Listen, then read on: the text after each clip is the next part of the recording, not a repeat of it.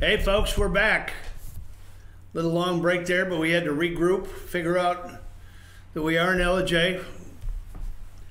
We're here for BKP. I don't know if you saw the banner that they put up. They got BKP crossed out, and they have Rick and Bruce up there.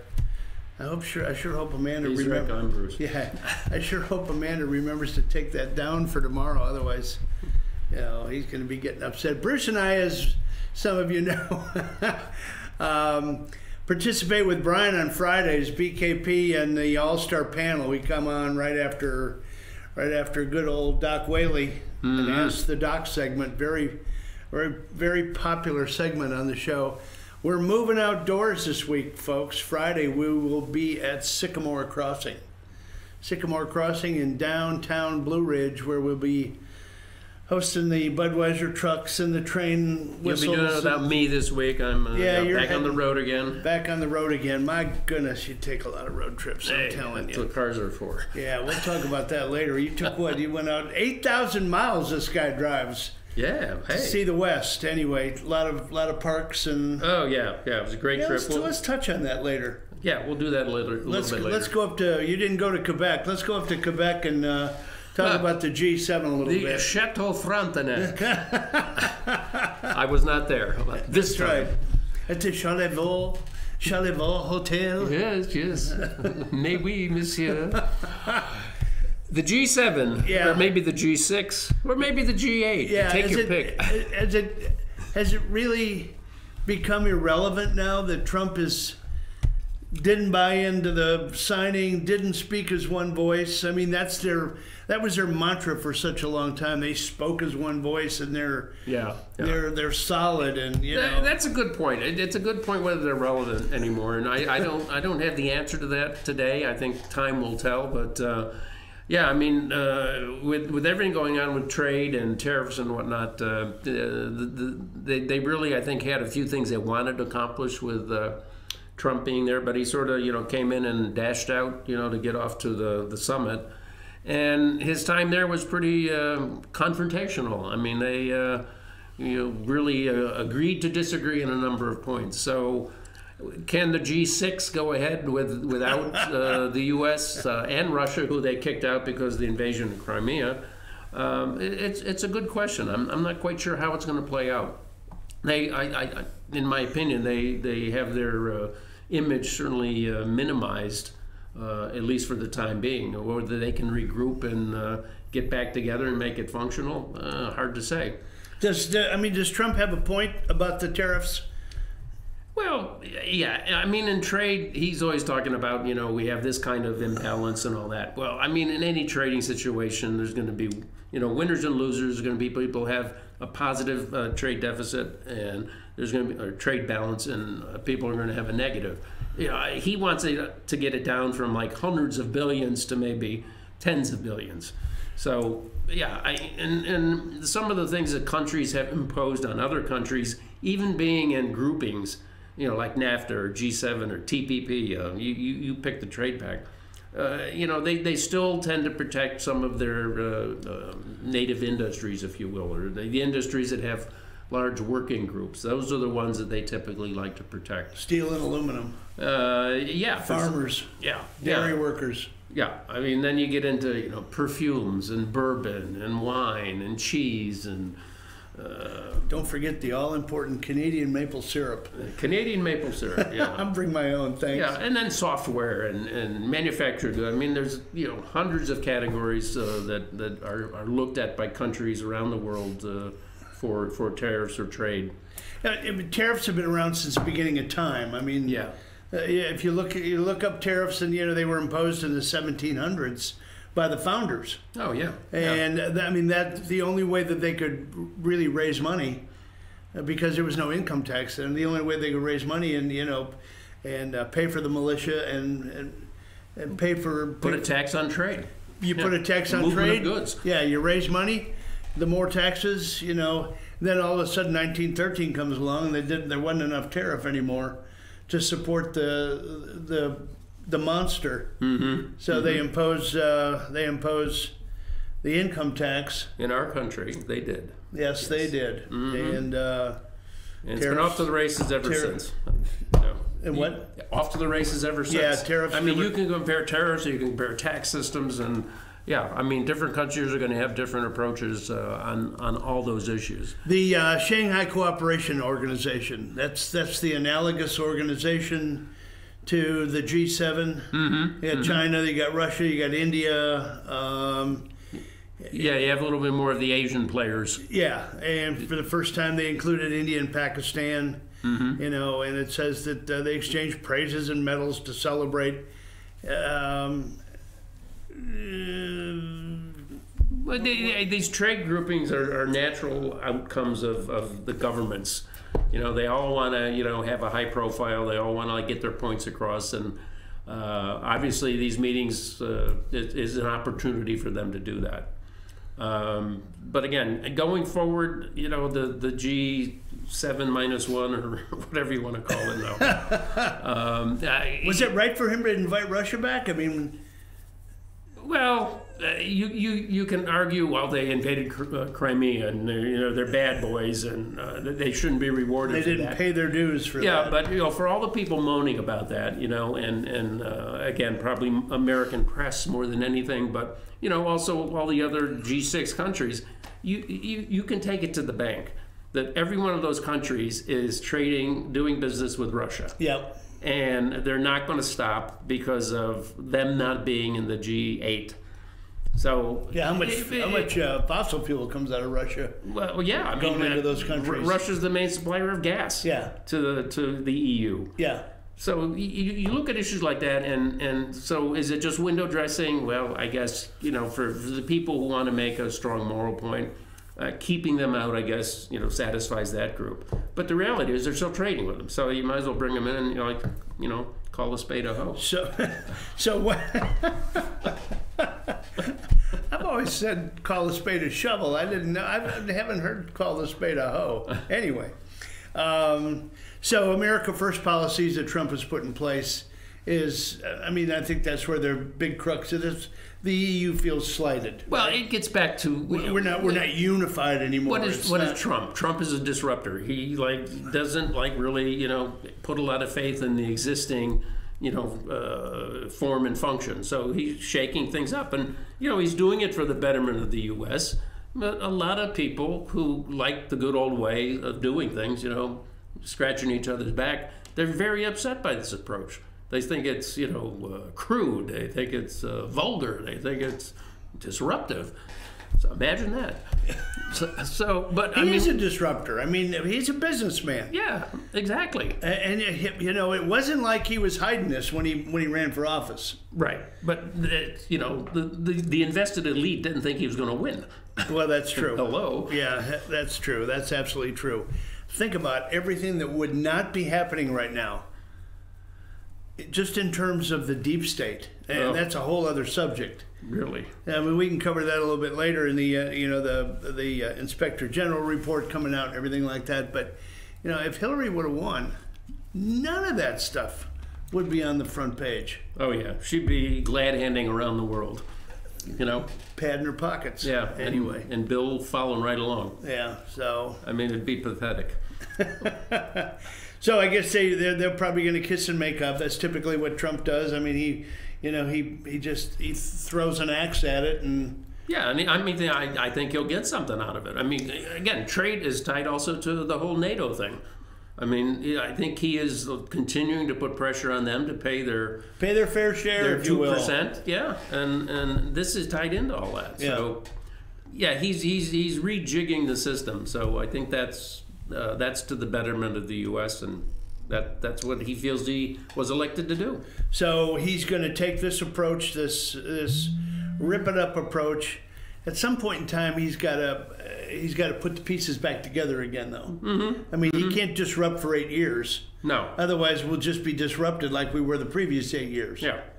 But I mean, look at some of the things he's made with regulations. A lot of business people, are saying that just the rollback or the relaxation of the regulation regime that Obama, the EPA and Yeah, yeah. I mean, trade, commerce. I mean, housing and urban development. I mean, all of them come out with these regulations. They're politicians, after all. What do? Yeah. You know, they make more rules. regulations to justify their existence. Exactly, and make it more difficult for people to do things. Yeah. So a lot of business people I've heard from are breathing a sigh of relief that some of these regulations have been rolled back, or the new ones have been reduced.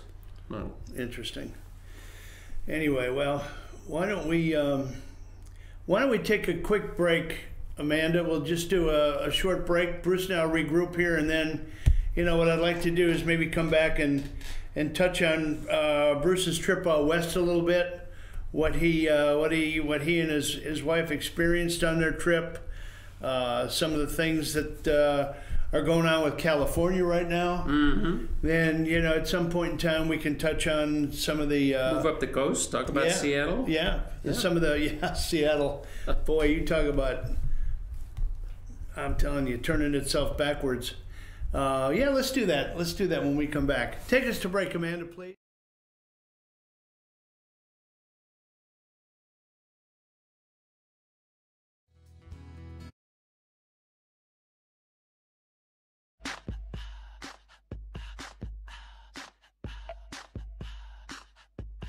We are a family-owned and operated business and have been serving the North Georgia area since 1978. We are located at 1216 Progress Road in LJ, Georgia. Our shop specializes in collision repair, and we work with all major insurance companies. Larry's Body Shop is ICAR Gold, the highest role of training recognized by the collision repair industry. It is estimated that only 10% of collision shops meet these standards. Our shop consists of state-of-the-art equipment such as laser measurement system, down-drive spray booth, spot and MIG welding equipment. All of our paints are mixed on-site so that we can guarantee your paint to match every time. I know that having an accident can be a stressful event. We take pride in making sure our customers are satisfied with the repair of their vehicles. Our waiting area is clean and comfortable with free Wi-Fi and refreshing beverages. So if you're in an accident, stop by and see us at Larry's Body Shop. North Georgia Diamond is your source for diamonds. Come on in to view the area's largest selection of fine jewelry at North Georgia Diamond. All repairs and designs are done on-site by our jewelers, and North Georgia Diamond has the lowest prices on loose diamonds. You can also sell your gold, silver, and coins at North Georgia Diamond between Walmart and Lowe's in East LJ. Locally owned by Bill and Allison Craig, North Georgia Diamond is your source for diamonds in North Georgia. In 1981, Reed Nicholson began selling tires out of an old barn in Mineral Bluff. Little did he know that he had just laid the groundwork for the most trusted names in automotive services in the Blue Ridge area. In 1997, Nicholson Tire Center became what it is today, holding the same values of faith, family, and great customer service. 2 locations to serve you, and the Blue Ridge location is currently expanding to offer fast service and the largest U-Haul provider in Georgia. Nicholson Tire Center, Blue Ridge, and Mineral Bluff.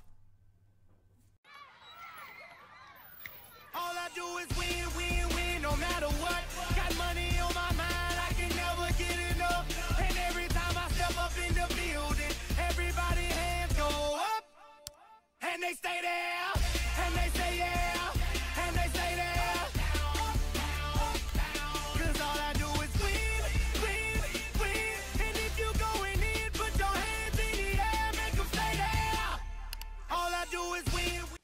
Hi, I'm Rhonda the Mattress Lady, and this is my husband Gary, owners of Mattress Overstocked in LJ next to Walmart. And we want to earn your business. From the time you walk in our door to the time we deliver your new mattress to your door, you will see the difference. Our selection and prices are the best in North Georgia, and customer service is our top priority. So y'all come on in and let us help you find the right mattress at the right price. That's Mattress Overstocked in LJ next to Walmart.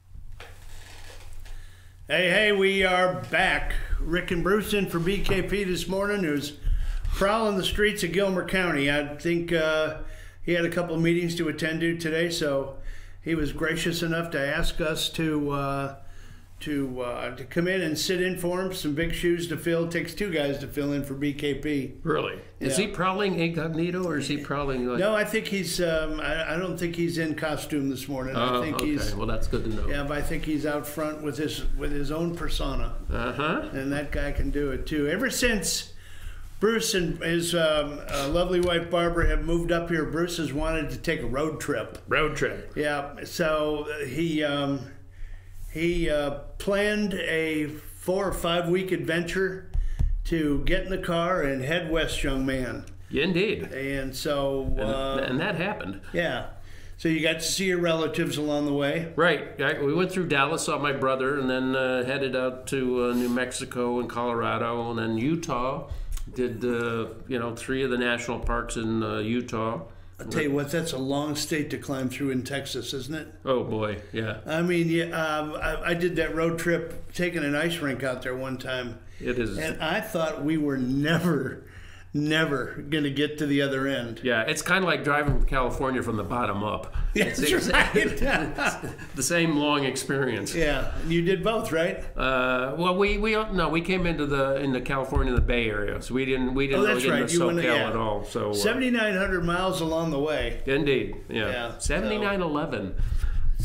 It was a great trip. I mean, as I said on the Friday show last week, I mean, we had an excellent weather. We had really nice visits with family and friends. But I mean, the one overriding thing that both of us, really acknowledged together was that the American national parks are really great. We ended up going through 6 of the national parks and did a national monument too. But the national parks, they really handle large numbers of people.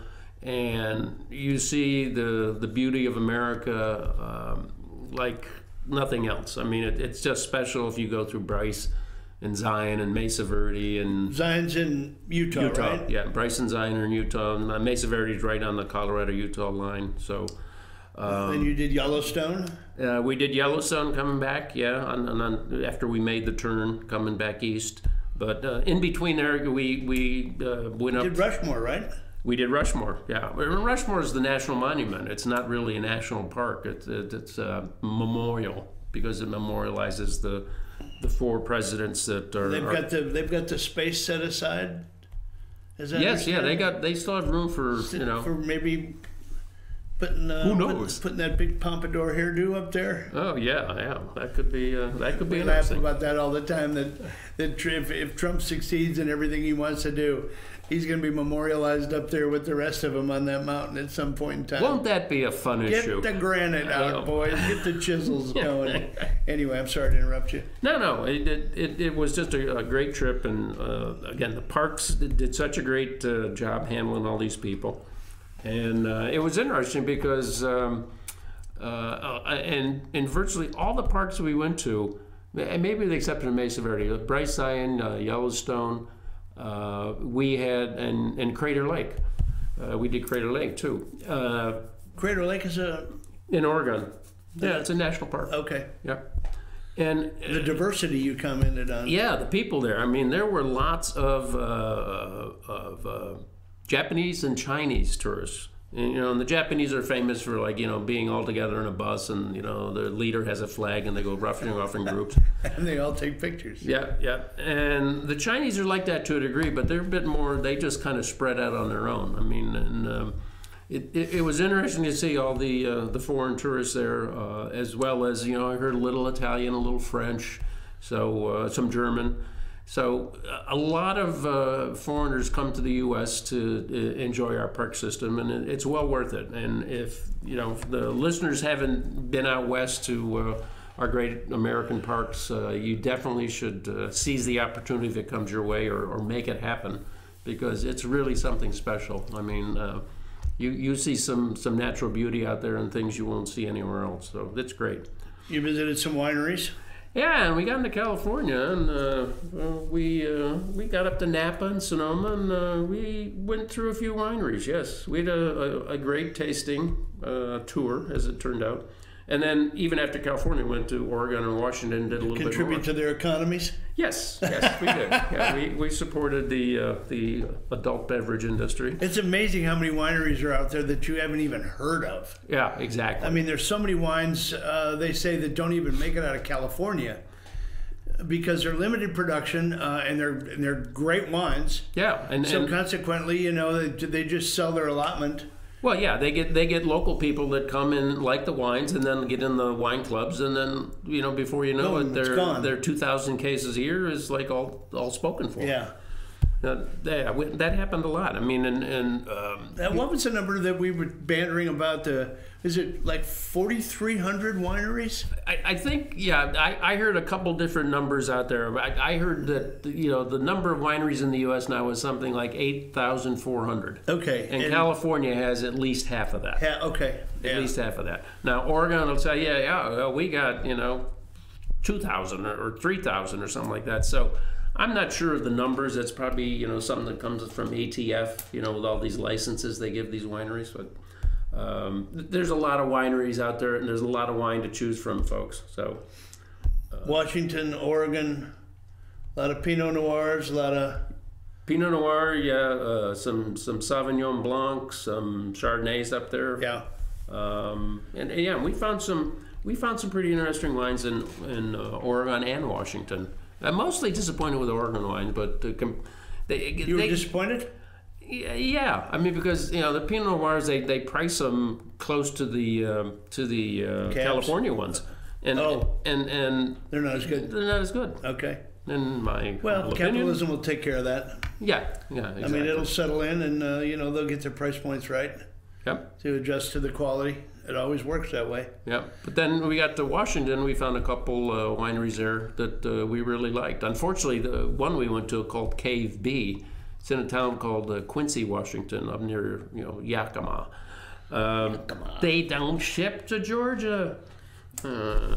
Disappointing. Getting the 21st century. Yeah. What was your take on California? You know, you hear the good and the bad and the ugly about California these days. Well, I mean, the natural beauty in California is, you know, second to none. I mean, and you just can't dispute that. Living there, you know, buying gas, the most expensive gas we bought on the trip was in California. Believe me, my daughter and son-in-law live there, I know. It's, you know, a lot of people are talking about leaving. And again, it was interesting because we were staying with my wife's cousins in Santa Rosa, and we spent 3 nights with them. And, you know, the second night we're sitting around talking about, you know, politics and Trump and this and that. And they said, you know, this is great. You know, we can't have a conversation like this with anybody here. And I said, well, what are you going to do about that? And the husband goes, I want to live somewhere in a red state. Well, don't dare put a sign in the yard. Yeah. You'll get torched on that. What about this ballot initiative? California, folks, has got enough signatures together, over 600,000 signatures, to put a ballot initiative in November to break the state up, divide the state. I'm beyond words. You know, they talked about this in the past. You know, separating Southern and Northern California. Yeah, it's called Cal 3, if you will. Okay, and let's see. I had it here a second ago. They had California be made up of 6 mainly coastal. California is one name, NorCal is another name, and SoCal is another name. Okay. Those are the 3 Californias, okay? So California is made up 6 coastal counties. LA County, Santa Barbara, Ventura. So it's that sliver of dirt that's probably going to break off anyway from the next one, Northern California, 40 counties from Santa Cruz, including San Francisco, Sacramento, all the way to the Oregon border. Mm-hmm. And then you got Southern California, 12 counties, Fresno, Kern, Orange, San Diego. That's kind of the red state. That's kind of the red state, right? Yeah, more conservative. Yeah, and the other 2 obviously would be blue states. Probably. Yeah. Well, I mean, you know, around San Francisco and Sacramento would be blue. I think some of the outlying areas, you know, in rural California, it's more blue than you think, or more red than you think. But Oh yeah. you know, the big urban centers probably would swing those areas into the blue. USA poll: 72% of the registered voters say, they're against it. Yeah. So I don't know if 600,000 equates to the 17% that are supported, but even if they approve the plan, it's still The voters. Yeah, if the voters approve it, it still requires approval from the California Assembly and the Senate, as reported by the LA Times, and I don't think that's going to happen. Yeah, I mean, I just can't see it. I mean, you know, they have this ballot initiative mechanism out there, and they have brought up things before. I mean, the famous Prop 8. Property tax. Yeah. That they did Prop 13 when I was out there, you know, back in the 70s. Right. I mean, that's been around that long. But I think Proposition 8 was the one with, you know, the gay and lesbian thing. And they promptly got a judge to overturn it. You know, it passed. Yeah. You know, and then they got a judge to overturn it, and it's, you know, been chaos ever since. So, but I go back to your point. I think this will have a snowball's chance in heck of ever passing. Yeah, Brian gave us those words we're not supposed to use. Yeah. Yeah, don't do as I do as I say, right? Anyway, he's the boss. We're obeying what he says. Make sure you tell him that, okay, Amanda? Make sure you tell him that we were good boys. But if you leave the madness of California, you know, and go north, I mean, you eventually bump into Seattle. My goodness, Let's talk about that. The sanctuary city of Seattle, in its infinite wisdom, talk about killing the golden goose, right? That's what California. That's why the Senate. A fatted calf. Yeah, I mean, they've got the third largest economy in the world or something. California does. I mean, it's huge. Yeah. The GDP produced by that state, but still, they can't manage their money very well. Hopefully, they'll get. And I do have to say that the roads, when I lived in California in the mid to late 70s, I don't know, Mo. well, there's only 28 million people there then. I think they're pushing 40, if not over, now. So, but the roads back then were great. The roads on this trip, I mean, it's starting to look like Chicago. I mean, it's really bad. Bad, huh? Potholes everywhere, you know, just bad. So, I think, you know, the incumbent government, which is primarily Democratic across the board, I think is in some danger of being swept out of office just because people feel they're not doing the job of keeping the basics, you know, in good shape. So, Well, I mean, look at the gubernatorial primary. I mean, they've got a pretty strong Republican. yeah. And I mean, he could challenge in a lot of these areas. So, but anyway, like you talked about, the infinite wisdom of Seattle decides that they can't manage their money properly. So instead of going back and regrouping and say, how are we going to take care of the homeless population, that by the way has come there because of the sanctuary city status and, you know, decent weather, they're going to put a head tax on any company. And I think the criteria is 20 million or more in revenue. They're going to put a head tax of $275 per employee.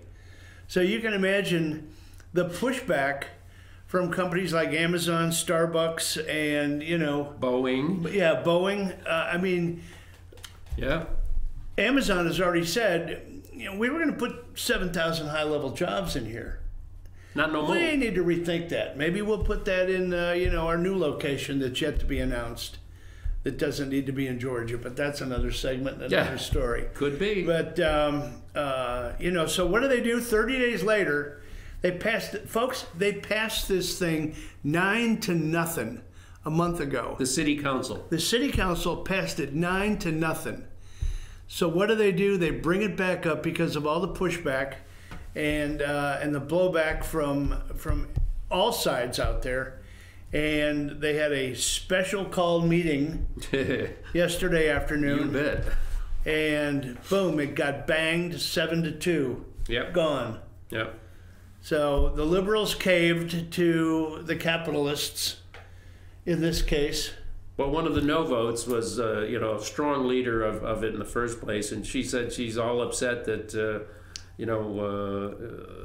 policy is bowed to capitalism. Oh, jeez. And she said it's unfair because they didn't get notice of the vote beforehand. So she's promising demonstrations and all this. Sort of But stuff. some of it, there was somebody that rallied, that tried to rally a bunch of demonstrators. Yeah. That's how they answer it. With Well, they're still going to demonstrate. They think it's an abdication of their duty. Yeah.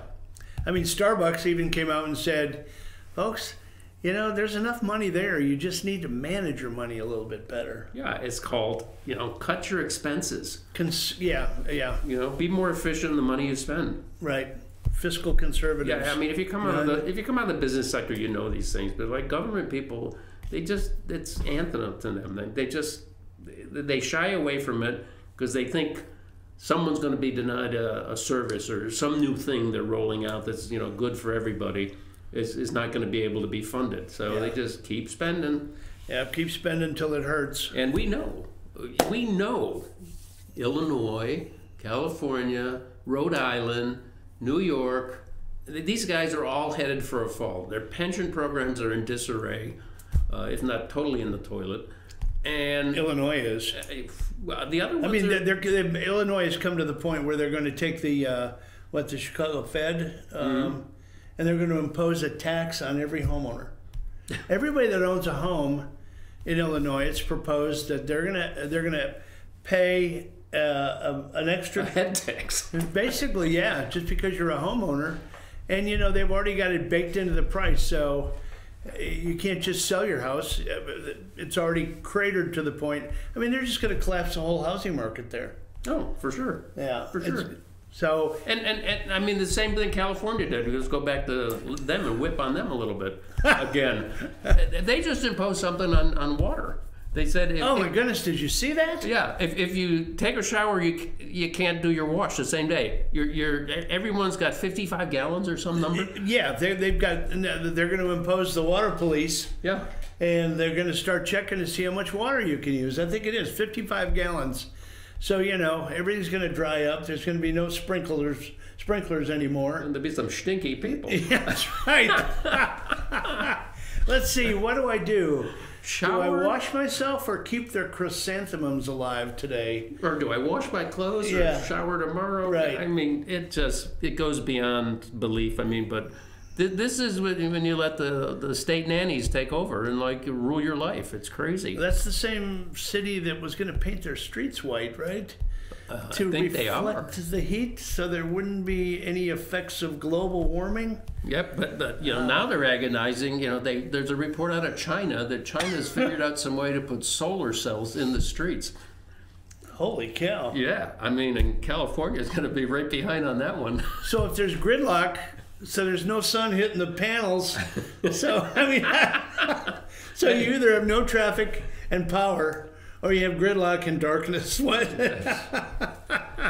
But don't do the wash or shower. That's right. Okay, let's go back to the trip now. So you came through, what, Montana, Idaho? Where Wyoming, okay. South Dakota, you Minnesota. ended up to see another part of your family in Chicago. Right. Our hometown. Yep. Yeah, we both still have relatives there. That's why we worry about what's going to happen I in know. Illinois. I mean, keep telling my sister, I said, move to the food, honey.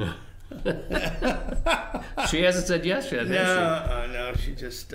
Yeah, my brother, I think, too. Same with him. I think my sister is on board, when she retires, in a couple Get out of 2 Dodge? years. Yeah. Yeah. I think she is. Before they turn the lights off? Exactly where, I don't know. They're going to have an interesting mayoral race up there. They've got the police chief that was bounced running against Rahm Emanuel. Oh, okay. That ought to be interesting. He's Hispanic American, isn't he? I'm not sure. Oh, okay. The police chief. Or as Brian would say, I'm not for sure. You're not for sure? No, I don't know what his heritage is, but I think he's going to be a formidable candidate. And Rahm Emanuel has done nothing but keep that state and keep that city down. Yeah, it's one of those politicians you wonder why people keep electing him. But what can we say? The brother of the architect of the Affordable Care Act. Boy, is he a piece of work. I'm telling you. Anyway, so, all right, where's our next travel log take us? I don't know. Well, I'm going back to Baton Rouge. Back to Baton Rouge, so you won't be with us on Friday. No. All right. But that's just a quick trip compared to this last one. Yeah. So. You glad you did it? Oh, absolutely. Yeah. I had a great. I mean, just something about driving through the vastness of the West. That Right. It's just nice to get back to that every now and then. I got you. So. All righty. Well, travelog's over, folks. We're glad you humored us through that one. I'm glad you guys are back safely. It was. Thank you. Yeah, good trip though, and good friends out there. Yeah. Yeah. Friends indeed. Howard and Judy out in California. Yeah, we spent 3 days with them in Lake Tahoe. I mean, another gem of the West. That's such a beautiful place. Right. Oh. And again, being there in May, the whole trip. I mean, we had very light traffic. We did start to pick up, some large numbers of other bodies in the state, in the national parks, particularly Zion, which you can't drive in anymore. You have to take a shuttle. So there were crowds there. So we had to wait in line for the shuttle bus to take us into the park. And that was manageable. It was 15 minutes. But they said, on the Memorial Weekend, 4th of July, and lots of the summer, the wait can be over an hour, as much as 2 hours, just to get on the shuttle. And then you get in the park, all the masses, and you all be coming out in the same thing. You might have to stand at the drop-off point to get the ride back for an extended period of time. So the timing was really great, and we had great weather. And if anyone is thinking of doing that, May or maybe late September, October would be the times to do it. Yeah. In my opinion, unless you have kids, that you want to show the great U.S. to. The other place that you want to show your kids, and I don't care what goes on in Washington, D.C., but that is a great learning experience for young children, for middle-aged, just for kids in general. Yeah, middle school If you kids. have the wherewithal to get your kids to Washington, whether it be a school trip or whether it be a family trip, there's so much history there, and we just lose that in our education today. With not teaching civics, these kids absolutely don't have a clue as to how the framers came about bringing this wonderful country to light, and the history, the memorials there. We just can't lose that heritage, and I can't say enough about the fact that we just, history is what it is. History is good, bad, or indifferent. History is history, and for some of the vocal rhetoric that's imposed to take down, monuments and statues and things like that. I just think it's so wrong and so irreverent. Good, bad, or indifferent. The history is what we have. I mean, and you don't have to bow down at the statues of people who. In retrospect, hadn't had a lot of warts, but I mean, to rip them down and break them up, I mean, that's crazy. My wife is a retired educator, and she used to, she could be a docent in Washington. She's so good at understanding where all the hot spots are for the kids to see, and you can go back there 3 times in a row and still not see everything. You can Barbara wants to have, Cindy take us on a tour. Yeah, you can spend. Hire her as a docent. You can spend. Hey, all you got to do is just get the rate right. That'd be a fun trip, though. I mean, there's just so much to see. But anyway, I digress on the Washington trip. What do you want to talk about after we come back from the next break? Are we going to break, or we'll just keep talking? All right, let's keep talking. What the heck? How about the Inspector General report and all the ramifications of that? We can go there. Tomorrow's the day, right? Yes. They inspect we expect the Inspector General's report to come out. June 14th, Flag Day. Flag Day? Yes. That's a good point, Flag Day. Why did I think that was the 6th? Oh, that's D-Day. Yeah, there you go. Yeah, Flag Day. Flag Day tomorrow, folks. Inspector General report comes out. What are we to expect? Has there been any leaks on that? Catherine Herridge has thrown out a few little tidbits that she thinks will be in there. I don't know. You're probably more up to speed with that. I do get the feeling that it's I guess going to be watered down, or it has been watered down. Well, I think what happens isn't. don't know if I'm right on this. It seems to me that Go on a branch. he puts the report out there, and then people have a chance to look at it and defend it, and can maybe make some modifications. And that's why Dershowitz came on Fox News and said, "I urge the Inspector General." What's his name again? I can't even think of it now. I urge the Inspector General to make sure he keeps that original copy. Because he's going to have to defend some of that stuff, and if he gets that watered down copy, he needs to have that boilerplate, the side by side, that boilerplate to refer to. So who takes the biggest hit? Comey, Lynch, Rosenstein? I don't know. That remains to be seen. I think Comey will probably. Comey is going to take a bloodbath on this. Yeah, I think he probably will. And rightly so, right? Yeah. I don't know about the lovebirds. It was that Stroke and Stroke. Yeah, Stroke. Stroke and Page. Yeah. I'm not sure where they'll come out, but like we hear with McCabe. I mean, it goes back to Lois Lerner and all these other government people. They always take the fifth, or they get immunity, and nothing ever happens. And a pension. Yeah, it's crazy. You mean all of that stuff that happened in the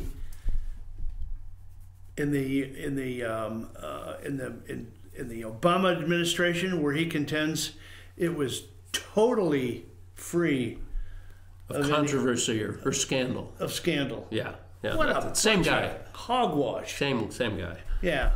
Oh man, we could go on and on about that. Do you not find it curious that McCabe is looking for immunity? No. I mean, he was. He was. You don't think it's SOP for government people? That's what they do. They duck and cover, right? They just give me immunity, or they take the fifth, and then you get nothing from it. Then you get nothing. So he was going after Trump for such a long time. He's the deputy FBI director. Yeah. FBI, and he, as you recall, at the urgence of Rosenstein, was fired by Sessions the day before he was to go on his early retirement. Yeah. Which was self-imposed, because he knew he was going to get banged for lying to the FBI. Yeah, so he's got to trim back. Is that right? Yeah, and he still gets a pension, but it's trimmed back, not as generous as it could be, but still. This just doesn't happen in the private sector. I mean, you get caught with any kind of malfeasance in a corporate or a limited liability company. I mean, you're toast. I mean, you don't get all this stuff, and you can't use all these things to protect yourself from incrimination. Right. But the government people do it, day and night. It's so McCabe is seeking immunity, and now he's hired a team of lawyers that's going to sue the DOJ and sue the FBI. Yeah, and he's got Rosenstein in there too, saying he's going to sue the House Oversight Committee for demanding documents from him that he should have provided. Right. It's like the different groups in the government are basically they're not working like they're supposed to. I mean, Rosenstein's part of the executive branch. He is under the auspice of the legislative branch. They're asking for documentation to show what? To show what went into the FISA reports and all of this stuff to justify. Yeah, all the background information nobody knows. Right. Except the blessed few. Mueller, yeah. Mueller, whatever his name is. Mueller, yes. Robert And, Mueller. Now they're going back and forth, which is nothing but a slow walk tactic. Yeah. This is all designed to slow this down, get it on, up to the midterms, the edge of the midterms, and then hopefully things will break their way. Yeah. So the midterms come up, and they're hopeful that they can, just like I said, stall this stuff, so that they can add a little bit of air under the wings of the Democrats, probably. Yeah, to maybe flip the House, and maybe get again, flip the House, it'll be gridlock. I mean, do any of these guys face criminal? I would hope so. Comey? Yeah. I'll tell you the way he handled. I mean, they give a litany of things that he did that were just totally, and I don't know if the bad choice of words, illegal, if nothing else, unethical. Yeah, he gets through this whole thing about, Hillary did this, but there was no, evidence of intention, so, free and clear. Guess what, Jim? That's not your decision. Yeah, exactly. That's where he stepped way out of bounds. Yeah, I mean, the FBI is there to investigate and report. Yeah, here's your report. You guys do what you want with it. Then it goes to the DOJ, and the DOJ then makes a determination whether they want to indict. Yeah, and he supposedly hemmed and hawed like grand jury, because whatever. He knew the DOJ wasn't going to indict her because she was potentially the next president. Yes, exactly. Because, in my words, folks, because they already had the directive from Obama. And I guarantee you, as I'm sitting here, that one of the things that they're worried about McCabe getting immunity is he's going to run his mouth about who was really directing traffic in there. If you all out there think that Obama didn't know exactly what was going on, even to the point where there were some kind of coded text messages, the big Reference guy, to the big guy. The big guy needs to know everything that's going on and want to be fully informed. Yeah. So that's, if you don't think that Obama knew what was going on, and you don't think that he was the one that gave the directive to, I don't care how you do it, make it look good, but we got to get Hillary in office. We've got to continue my legacy, which is going to hell in a handcart. Sorry, I'm sorry, Brian. Use the word, Brian. Yeah, it's going. His legacy is getting just decimated daily, and I kind of like it. Anyway, why don't we take a quick break here? We'll come back for the last segment, and we'll jump around the board a little bit. We'll talk a little bit. I got some great stuff on Chelsea Clinton. Are we gonna bring Nancy Pelosi? Nancy Pelosi has invited the Warriors. To her office? Team. To her office? To her office for a ceremony. Oh, good. Anyway, we'll talk about all that when we come back. Anyway, Bruce and I are happy to be here. We are substituting one day only for BKP. We're going to join him again on Friday out at Sycamore Crossing. We're going to re-engage all of our friends at Sycamore on Friday. So you'll be able to see the Tupelo T and the and all of our buddies out there. And Brian, and I know, was looking forward to his to Don and Tom providing that nice little beverage after the show is over. There you go. So anyway, you'll see them. You won't see me. Yeah, exactly. I'll be back the following week. We'll be thinking about you. Thank you. Do a call in. Hey. Anyway, we're going to take a quick break here, and we'll be back in just a few minutes for our last segment, and take us to break.